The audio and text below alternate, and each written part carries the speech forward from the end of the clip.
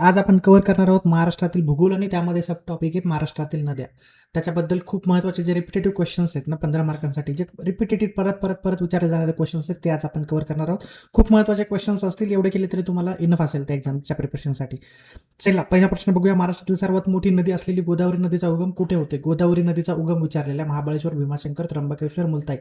तर या प्रश्नाचं बरोबर उत्तर आहे त्र्यंबकेश्वर. स्पष्टीकरण कसं आहे? गोदावरी नदीचा उगम हा नाशिक जिल्ह्यातील त्र्यंबकेश्वर येथील ब्रह्मगिरी पर्वतावर होतो. ही महाराष्ट्रातील व द्विकल्पीय, आता भारतातील सर्वात लांब नदी आहे. भारतातील सर्वात लांब नदी आहे, हे लक्षात ठेवायचं आहे. कारण प्रश्न आता येतोय की त्र्यंबकेश्वर इथे कोणत्या नदीचा उगम होतो, नाशिकमधील त्र्यंबकेश्वर इथे कोणत्या नदीचा उगम होतो, ब्रह्मगिरी पर्वतातील नदीचा उगम कोणत्या नदीचा उगम होतो, आणि भारतातील सर्वात लांब नदी, म्हणजे मल्टिपल क्वेश्चन्स इथे तयार होत आहेत. पुढचा प्रश्न, भीमा नदीचा उगम खालीलपैकी कोणत्या ठिकाणी होतो? मुळशी, भीमाशंकर, खंडाळा की महाबळेश्वर? तर या प्रश्नाचं उत्तर आहे भीमाशंकर. आता याचं स्पष्टीकरण कसं आहे? भीमा नदीचा उगम पुणे जिल्ह्यातील आंबेगाव तालुक्यातील भीमाशंकर या ज्योतिर्लिंग तीर्थक्षेत्राजवळ होतो. ही कृष्णा नदीची प्रमुख उपनदी आहे. तर याच्यामध्ये सब क्वेश्चन्स कसे येतात? पुण्या नदीत भीमाशंकर नदीचा उगम पुणे जिल्ह्यात होतो. त्याच्यानंतर भीमाशंकरमध्ये कोणते ज्योतिर्लिंग आहे? तर तिथे भीमाशंकर हे ज्योतिर्लिंगाजवळ त्या भीमा नदीचा उगम होतो. त्याच्यानंतर ही कोणत्या नदीची उपनदी आहे? तर कृष्णा नदीची उपनदी भीमा नदी आहे. प्रमुख उपनदी म्हणून तिचा उपयोग केला जातो. ठीक आहे, ह्या गोष्टीचं तुम्ही लक्ष ठेवा.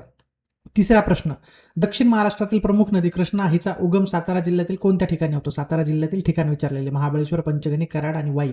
तर याचं उत्तर आहे महाबळेश्वर. याचं स्पष्टीकरण बघूया. कृष्णा नदीचा उगम सातारा जिल्ह्यातील महाबळेश्वर या थंड हवेच्या ठिकाणी होतो. येथे कृष्णा, कोयना, वेण्णा, सावित्री व गायत्री या 5 नद्यांचा उगम होतो. हे लक्षात ठेवण्यासारखं आहे. महाबळेश्वर इथे कृष्णा, कोयना, वेण्णा, सावित्री आणि गायत्री, तर या 5 नद्या या महाबळेश्वर या ठिकाणी उगम पावतात. हे लक्षात ठेवा. क्वेश्चन्स फिरून फिरून येऊ शकतात. तापी नदीचा उगम मध्य प्रदेशातील बैतूल जिल्ह्यातील कोणत्या ठिकाणी होतो? तापी नदी ही मध्य प्रदेशात उगम पावते, बैतूल जिल्ह्यामध्ये. तर तिथं ठिकाण कोणते? तिथं अमरकंटक, पंचमढी, जबलपूर की मुलताई? तर ह्या 4 पैकी जो बरोबर पर्याय तो आहे मुलताई. तापी ही उत्तर महाराष्ट्रातील प्रमुख पश्चिम वाहिनी नदी असून तिचा उगम मध्य प्रदेशमधील सातपुडा पर्वत रांगेतील मुलताई येथे होतो. इथं लक्षात ठेवण्यासारखं हेच आहे की तापी नदी ही उगम पावणारी नदी आहे मध्य प्रदेशात. उत्तर महाराष्ट्रात ती प्रामुख्याने पश्चिम वाहिनी नदी म्हणून ओळखली जाते, असं तुम्हाला परीक्षेत विचारलं जाऊ शकतं. सातपुडा पर्वत रांगेतून या नदीचा उगम होतो. सातपुडा पर्वत रांगेत तापी या नदीचा उगम होतो, मुलताई येथे. पुढचा प्रश्न, वर्धा आणि वैनगंगा या नद्यांच्या एकत्रित प्रवाहाला काय म्हटले जाते? वर्धा आणि वैनगंगा या नद्यांचा जिथं संगम होऊन पुढे नदी वाहते त्या नदीला एकत्रित नदीला काय म्हटलं जातं? इंद्रावती, प्राणहिता, पेंच की कन्नड? आता इथं पर्याय आहे याचा प्राणहिता.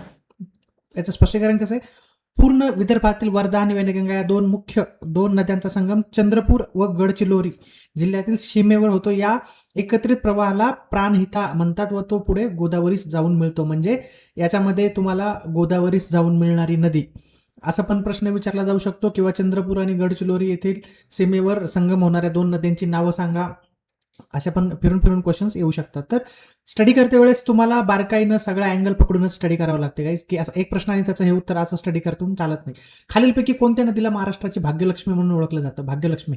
आता याच्यामध्ये गोदावरी, भीमा, कोयना आणि कृष्णा या 4 नद्यांची नावं आहेत. त्याचं बरोबर उत्तर आहे कोयना नदीला भाग्यलक्ष्मी म्हटलं जातं.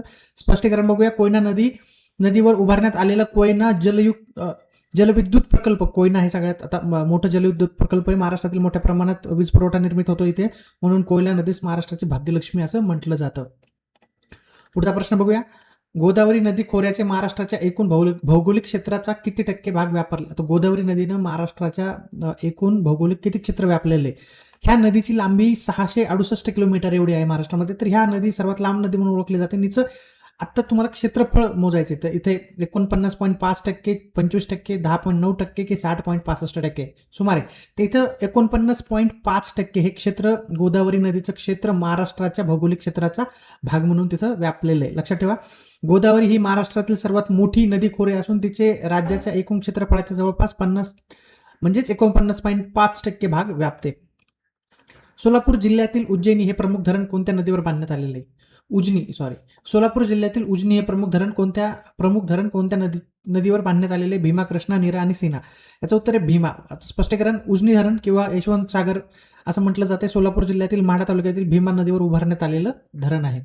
लक्षात ठेवा, यशवंत सागर म्हणजेच उजनी धरण, जो की सोलापूरमध्ये, माढा तालुक्यामध्ये. कोकणातील सर्वात लांब नदी खालीलपैकी कोणती? उल्हास, सावित्री, वशिष्ठी किंवा वैतरणा. आता इथं उत्तर आहे वैतरणा. वैतरणा आता स्पष्टीकरण बघा. उत्तर कोकणातील वैतरणा ही कोकणातील सर्वात लांब नदी आहे. 154 किलोमीटर लांब मानली जाणारी कोकणातील सर्वात लांब नदी. कोकणातील सर्वात लांब नदी वैतरणा. लक्षात ठेवा. पुढे जाऊया. गोदावरी आणि भीमा या दोन नद्यांची खोरी कोणत्या डोंगर रांगामुळे वेगळी झालेली आहेत? भीमा आणि गोदावरी या दोन नद्यांची खोरी कोणत्या डोंगर रांगांमुळे वेगळी झालेली आहेत? सातपुडा पर्वत, अजंठा रांगा, हरिश्चंद्र बालघाट रांगा किंवा शंभू महादेव रांगा. त्याचं उत्तर आहे हरिश्चंद्र बालघाट रांगा. स्पष्टीकरण. हरिश्चंद्र बालघाट रांगा डोंगर रांगा उत्तरेकडील, गोदावरी खोरे व दक्षिणेकडील भीमा खोरे यांना एकमेकापासून वेगळं करतात. ठीक आहे. पुढच्या प्रश्नाकडे वळूया. प्रश्न क्रमांक 11. भीमा आणि कृष्णा नदीची खोरी खालीलपैकी कोणत्या डोंगर रांगामुळे वेगळी होतात? भीमा आणि कृष्णा नदीची खोरी. शंभू महादेव रांगा, हरिश्चंद्र बालघाट रांगा, सातमाळ रांगा की महादेव रांगा. आता इथं शंभू महादेव रांगा. स्पष्टीकरण. शंभू महादेव डोंगर रांगा हे उत्तरेकडील भीमा नदी खोरे आणि दक्षिणेकडील कृष्णा नदी खोरे यांच्या दरम्यान जलदुभाजक म्हणून कार्य करत असते, म्हणून याचं उत्तर आहे शंभू महादेव रांग. पुढचा प्रश्न. संत ज्ञानेश्वर महाराजांचे समाधीस्थळ आळंदी आणि संत तुकाराम महाराजांचे जन्मस्थान देहू हे तीर्थक्षेत्र कोणत्या नदीकाठी आहे? मुळा मुठा, इंद्रायणी, पवना आणि करा. तर इथं सोपा प्रश्न आहे. इंद्रायणी याचं उत्तर आहे गाईज, प्रत्येकालाच माहित असेल. देहू आणि आळंद. स्पष्टीकरण बघू. देहू आणि आळंदी हे दोन्ही वारकरी संप्रदायातील प्रमुख श्रद्धास्थाने पुणे जिल्ह्यातील इंद्रायणी नदीच्या काठी वसलेली आहेत. पुढचा प्रश्न. कोल्हापूर जिल्ह्यातील प्रसिद्ध पंचगंगा नदी खालीलपैकी कोणत्या 5 नद्यांच्या संगमाने व प्रवाहाने बनते? कोल्हापूर जिल्ह्यातील प्रसिद्ध पंचगंगा नदी म्हटलं जाते. कोणत्या 5 नद्यांच्या संगमाने बनली जाते?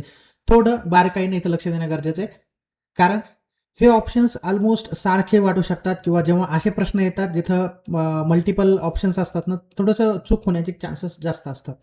तर मुळा मुठा पुण्यातली नदी आहे, इंद्रायणी पुण्यातली नदी आहे, पवना निरा कोल्हापूरचा विषय चाललाय, कृष्णा कोयना कोल्हापूरच्या भागातल्या नद्या आहेत. ठीक आहे. अंदाज बांधताना तुम्हाला या गोष्टीचा अंदाज बांधावा लागेल की कसं हे आन्सर्स मॅच होऊ शकतं. पण याचं बरोबर उत्तर बघूया. कुंभी, कासारी, तुळशी, भोवती, सरस्वती. आता पंचगंगा ही नदी कुंभी, कासारी, तुळशी, भोवती आणि गुप्त मानली जाणारी सरस्वती या 5 नद्यांच्या प्रवाहाने तयार झालेली आहे.